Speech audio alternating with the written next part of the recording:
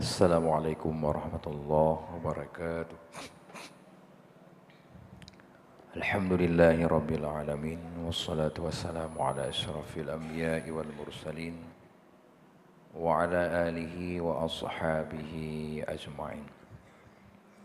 Amma ba'du, faqala Allah subhanahu wa ta'ala fil Qur'anil Karim. Bismillahirrahmanirrahim. Yarfa'illahu alladhina amanu minkum walladhina utul ilma darajat. Sadaqallahul azim. Wa qala an-nabiy sallallahu alaihi wasallam, talabul ilmi faridatun ala kulli muslimin wa fi riwayatin ukhra wal muslimat. Allahumma syrah li sadri wa yassir li amri wahlul 'uqdatam min lisani yafqahu qawli. Segala puji hanya bagi Allah, rahmat dan sejahtera. Marilah sama-sama kita doakan kepada baginda Rasul Muhammad sallallahu alaihi wasallam, kepada keluarganya, kepada para sahabatnya, kepada para tabi'in dan tabi'in dan para alim ulama. Yang kami muliakan kepada guru-guru kami, para orang tua kami, seluruh para jamaah, kaum muslimin dan muslimat sidang jamaah salat subuh yang dirahmati oleh Allah. Hadirin kaum muslimin yang dirahmati oleh Allah. Manusia adalah makhluk sosial, makhluk yang saling membutuhkan satu sama lainnya.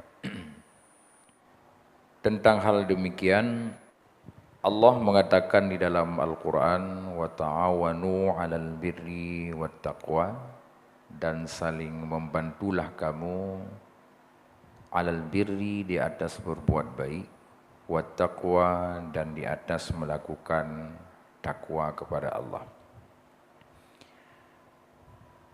Manusia sebagai makhluk yang diperintahkan oleh Allah untuk membantu satu sama lainnya. Tentang hal demikian, Allah, dikala kita perhatikan semua perintah-perintahnya, baik itu perintah wajib yang disebut dengan fardhu ain, atau itu perintah wajib yang disebut dengan fardhu kifayah. Di situ bisa kita simpulkan, pertama, bahwa manusia itu membantu dirinya sendiri dan membantu orang lain.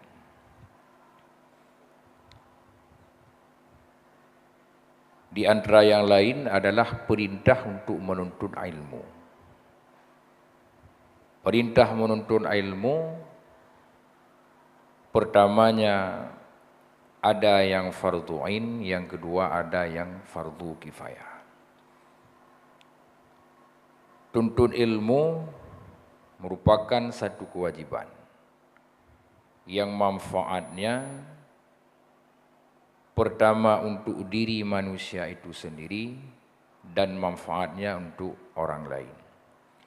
Maka dalam Al-Quran Allah berfirman, yarfa'illahu allazina amanu minkum wallazina utul ilma darajat. Allah akan mengangkat derajat-derajat orang yang beriman di antara kamu dan orang-orang yang mempunyai ilmu pengetahuan, darajatan, akan beberapa derajat.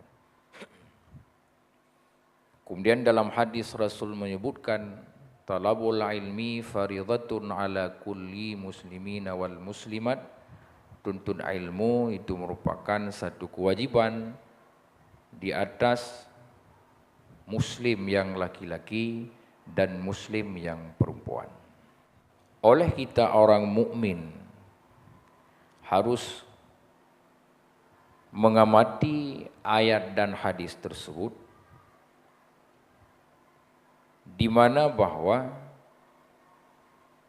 perintah tuntun ilmu itu pertama merupakan kewajiban bagi individu. Yang kedua, kewajiban secara berjamaah yang disebut dengan fardu kifayah. Pertama, ilmu yang bersifat dengan fardu ain. Apabila kita lihat tafsir hadis talabul ilmi faridatun ala kulli muslimina wal muslimat di dalam kitab Ihya Ulumuddin, para ulama menafsirkan hadis itu menurut keahliannya atau menurut ilmunya. Ulama tafsir menafsirkan hadis itu yang wajib dituntut pertama sekali adalah setelah ilmu tauhid, yaitu ilmu tafsir. Ulama tasawuf menafsirkan hadis itu setelah kewajiban menuntut ilmu tauhid, yang wajib dituntut adalah ilmu tasawuf. Ulama fikih juga menafsirkan hadis itu yang wajib dituntut ilmu fikih. Yang ilmu itu merupakan ilmu fardu ain. Yang kedua, ilmu fardu kifayah. Ilmu fardu kifayah adalah ilmu yang apabila di antara beberapa orang satu kampung hanya satu orang saja yang menuntut ilmu itu, maka yang lain itu terlepas dosanya. Maka fardu ain adalah ilmu yang wajib dituntut di atas tiap-tiap individu. Bandung gedanya per individu karena yang kebutuhan atau konsumsi pribadi, kebutuhan pribadi yang menyangkut gedanya dengan Allah Subhanahu wa taala, yang disebut dengan beberapa istilah di dalam beberapa kitab dengan ilmu hal. Maka ilmu hal itu wajib kita tuntut dalam situasi dan kondisi apapun katanya. Umpamanya katanya golong mufhum ilmiah tentang salat, maka ilmiah tentang salat tersebut menuntutnya adalah fardu ain. Apakah luas waktu salat, sempit waktu salat? Yang kewajiban itu tetap wajib dituntut. Kita sebagai seorang pedagang tidak mengerti atau belum sempurna mengerti ilmu tata cara berdagang. Dikala kita sudah berprofesi sebagai pedagang, maka ilmu tentang tijarah itu wajib dituntut. Gedanya hendak kita mau melaksanakan haji, maka wajib terhadap gedanya menuntut ilmu haji. Gedanya kewajiban mengeluarkan zakat, maka ilmu tentang zakat wajib gedanya pelajari. Itulah di antara lain beberapa contoh-contoh ilmu yang fardu ain yang wajib kita tuntut. Begitu juga dengan halnya ilmu yang menyangkut tentang akidah dan ilmu yang menyangkut tentang tasawuf. Adapun ilmu yang fardu kifayah, maka sebenarnya gedanya berterima kasih kepada sebahagian saudara-saudara gedanya yang telah menjadi penebus dosa bagi sebahagian gedanya yang tidak menuntut ilmu yang dituntut oleh saudara gedanya. Artinya insinyur pertanian itu wajib berterima kasih kepada para dokter. Para dokter wajib berterima kasih kepada insinyur pertanian, ahli ekonomi wajib berterima kasih kepada ahli fisika. Ahli fisika wajib berterima kasih kepada ahli ekonomi. Para arsitek, orang yang mengerti tentang teknik membuatnya satu bangunan. Para ahli laut, para ahli tani yang paham tentang ilmu alam. Mereka adalah penebus dosa bagi gedanya yang awam terhadap ilmu-ilmu tertentu. Maka disitulah keadilan Allah, dengan sebab doktor, ahli kesihatan, maka Allah pampun dosa katanya. Dalam sebuah kampung, nasira orang yang paham tentang ilmu kesihatan, dengan sebab ada doktor tersebut gelah atau terlepas dosa katanya. Dalam sebuah kampung, ahli pertanian, dengan sebab nasiro ahli pertanian tersebut gelah dosa katanya yang mandu. Karena semua itu adalah ilmu fardu kifayah. Sama lagi orang sembahyang jenazah. Meninggal sira orang dalam kampung, nang dalam kampung yang orang 500 dra, 10 dra yang sembahyang jenazah, atau tidra makmum tidra imam, maka gelah dosa katanya bangsa kampung. Wa ta'awanu 'alal birri wat taqwa. Mereka membantu kita di atas perbuatan baik, wat taqwa, dan untuk melakukan ketakwaan kepada Allah. Kemudian fardhu'in. Fardhu'in yang ibarat wajib semayang 5 waktu yang hal lepah dibantu oleh orang lain. Sembahyang luhur katanya hal lepah dibantu oleh orang lain. Sembahyang asar katanya hal lepah dibantu oleh orang lain. Sembahyang maghrib katanya artinya sembahyang 5 waktu dengan kadipubut le saudara katanya, maka han terlepas dosa katanya di dalam meninggalkan sembahyang 5 waktu tersebut. Beda dengan kewajiban fardu kifayah. Maka manusia itu adalah makhluk sosial dan makhluk yang lemah. Pertama, manusia itu adalah makhluk yang membantu dirinya sendiri. Alal birri wat taqwa. Setelah dia membantu dirinya sendiri, dia memohon bantuan dari orang lain.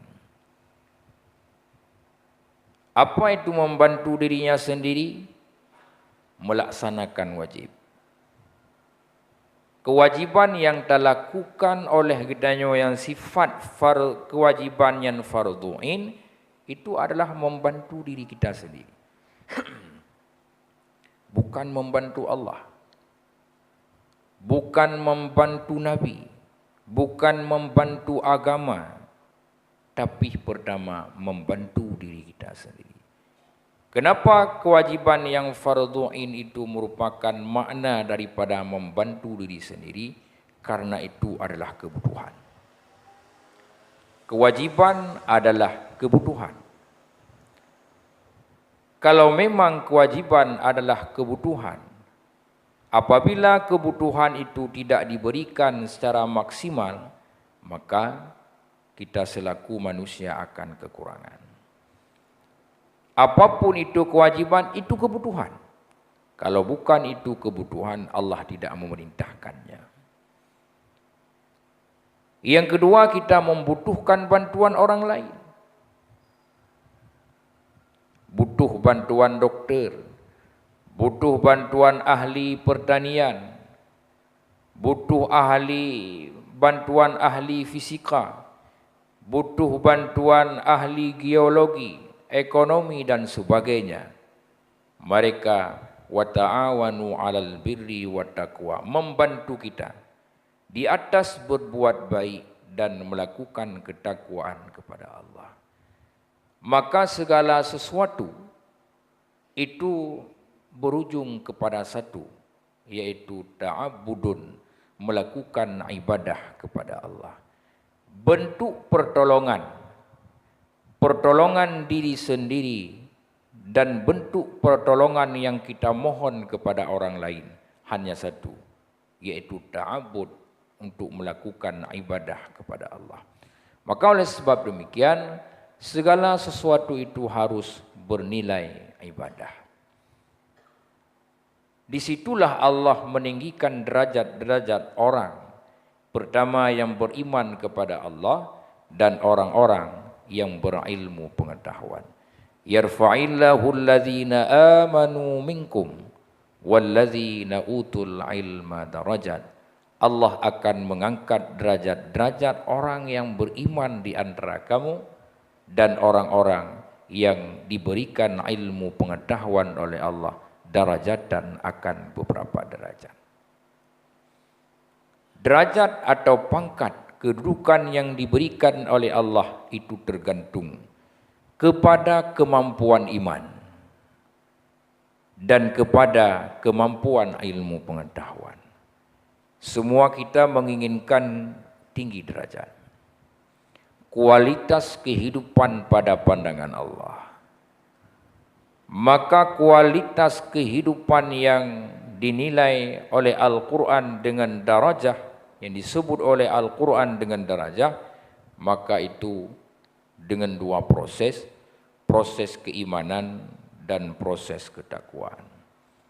Para nabi, kualitas derajat mereka pada pandangan Allah itu sangat luar biasa. Para rasul, para anbiya, para orang-orang yang saleh, kedudukan mereka pada pandangan Allah di sisi Allah itu sangat luar biasa. Apabila kita menginginkan derajat yang tinggi, derajat yang berkualitas pada pandangan Allah, maka iman dan ilmu yang harus kita tingkatkan. Iman dan ilmu dua perkara yang saling keterikatan. Iman dan ilmu dua perkara yang saling keterikatan. Keterikatannya ilmu dan iman itu sebagai upaya untuk memperkuatkan iman. Iman sifatnya alamiah. Dalam bahasa yang mudah kita pahami, iman itu adalah kepercayaan. Kepercayaan kepada Allah. Kepercayaan sekalipun tidak didasarkan kepada ilmu, kepercayaan itu tetap akan wujud dan ada. Nah, maka dahulu ada kepercayaan yang disebut dengan kepercayaan mistik. Percaya tanpa ada keterangan, tanpa ada bukti. Kemudian datangnya Muhammad memperkenalkan Tuhan yang hak. Manusia percaya kepada Allah. Adapun ilmu adalah untuk meningkatkan keimanan. Maka oleh Rasul dalam satu hadis mengatakan al-imanu iryan, iman itu telanjang. Iman, keyakinan yang sudah terpatri di dalam jiwa gedanya, imannya telanjang. Imannya hana busana. Iman itu tidak ada sandalnya, tidak ada topinya, tidak ada surbannya, telanjang, bagaikan bayi yang dilahirkan. Walibasuhu at-taqwa wazinatuhu al-hayah. Iman yang telanjang itu pakaiannya adalah takwa. Wazinatuhu al-hayah, perhiasannya adalah malu.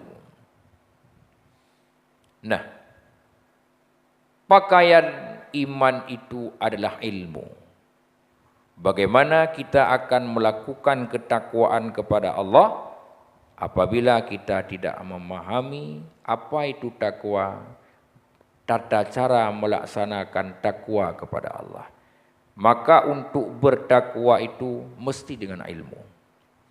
Melaksanakan apa yang diperintah oleh Allah dan meninggalkan apa yang dilarang oleh Allah itu dengan ilmu.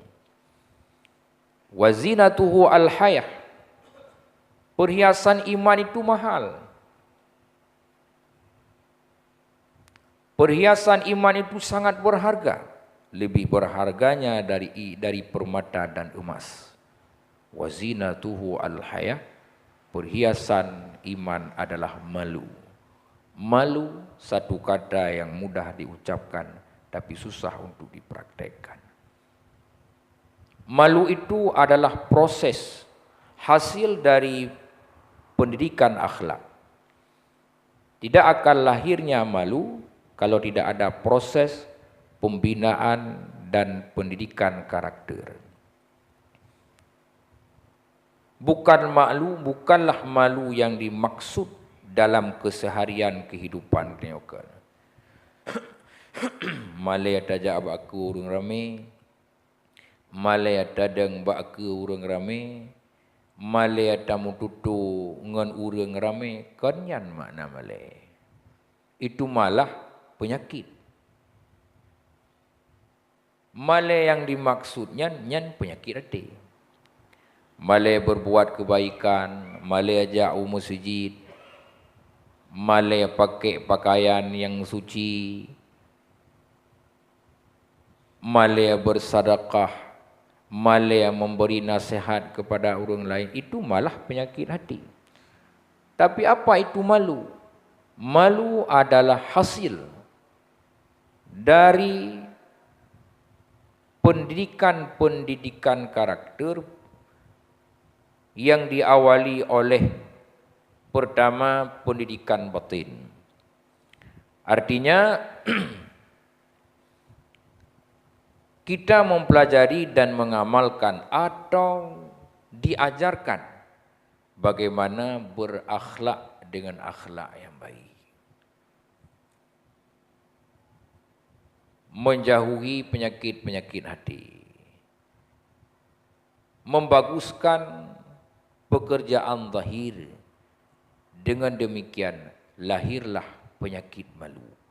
Malu dengan Allah dan malu dengan manusia. Malu dengan alam. Maka malu adalah satu sifat yang sangat istimewa. Dari hayah malu itu lahirlah kesantunan. Lahirlah keteladanan. Lahir dari kata malu itu iffah, terpelihara diri. Lahir dari kata malu itu kesederhanaan dalam kehidupan. Lahir dari kata malu itu qanaah, berkecukupan. Lahir dari kata malu itu sabar. Semua sifat-sifat yang baik itu adalah kumpulan yang dikumpulkan dengan kata malu. Maka malu perhiasan yang sangat berharga. Malu itu tidak dijual di toko yang sembarangan. Malu itu tidak dijual di pasar kaki lima. Tapi malu itu kita dapatkan lewat proses ibadah rutiniyah yang didasarkan di atas keikhlasan terhadap Allah Subhanahu wa taala. Maka antara iman dan ilmu itu terikat. Iman katanya akan meningkat. Derajatnya tidak akan naik kalau ilmu kita tidak kita tambah. Maka apabila iman katanya boleh bermutama, berkualitas, maka jalan keluarnya adalah selalu dengan ilmu. Ilmu itu adalah sesuatu yang harus dituntut dan dimulazamah, tidak boleh diputuskan hubungan. Kiban maksudnya selalu ada dalam cita-cita. Walaupun kan tiuro tiga minggu tiga. Walaupun kan 3 minggu tiga, sebulan tiga. Dilarang kita memutuskan hubungan antara gedanyo dengan ilmu. Karena yang harus kita tingkatkan yaitu keimanan. Yang kita perjuangkan adalah keimanan. Tanpa iman, itu tidak ada harta yang berharga. Apabila iman gedanyo umut, maka pangkai gedanyo ubut. Apabila iman gedanyo lemah, maka jaminan kita untuk menghadap kepada Allah itu pun akan tidak menguat. Bahkan karena gedanyo dituntut dalam agama mati dengan iman, masuk dalam kubur dengan iman, masuk dalam surga dengan iman, berjumpa dengan Allah pun dengan iman. Maka yarfa'illahu alladhina amanu minkum walladzina utul ilma darajat. Orang yang beriman, orang yang berilmu, Allah akan mengangkat derajatnya, itu derajat di dunia dan derajat di akhirat. Hadirin dan hadirah sidang jamaah subuh yang dirahmati oleh Allah.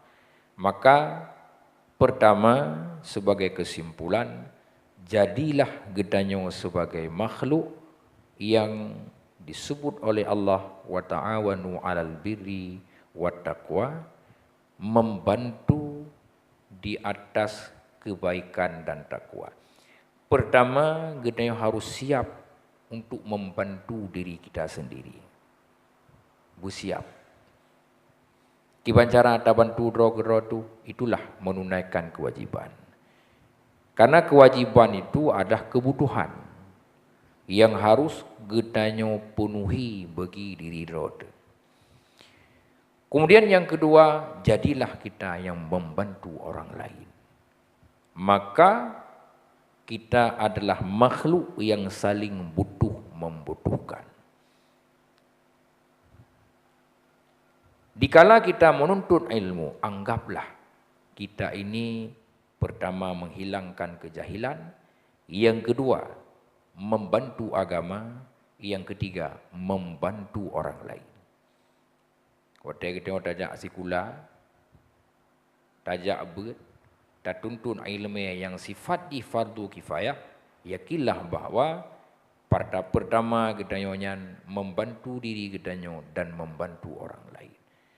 Maka awak tidak simpulkan manusia itu, mukmin muslim itu adalah makhluk yang membantu satu sama lainnya. Gedanyo hajit taudib nyotirod tanpa ada bantuan orang lain. Oleh sebab demikian, selalulah kita wa ta'awanu 'alal birri wat taqwa, saling membantu di atas kebaikan dan ketakwaan. Selalu menjadi pelengkap bagi orang lain. Selalu menjadi orang yang selalu memenuhi kebutuhan bagi orang lain. Hadirin dan hadirah sidang jamaah subuh yang dirahmati oleh Allah, demikian kiranya yang dapat kami sampaikan pada subuh yang berbahagia ini. Mudah-mudahan nasihat singkat pada subuh yang berbahagia ini hendaknya menjadi bahan renungan dan masukan bagi pribadi kami dan umumnya kepada seluruh para hadirin dan hadirah sidang jamaah subuh yang dirahmati oleh Allah. Usikum bi nafsi bi taqwallah. Wassalamualaikum warahmatullahi wabarakatuh.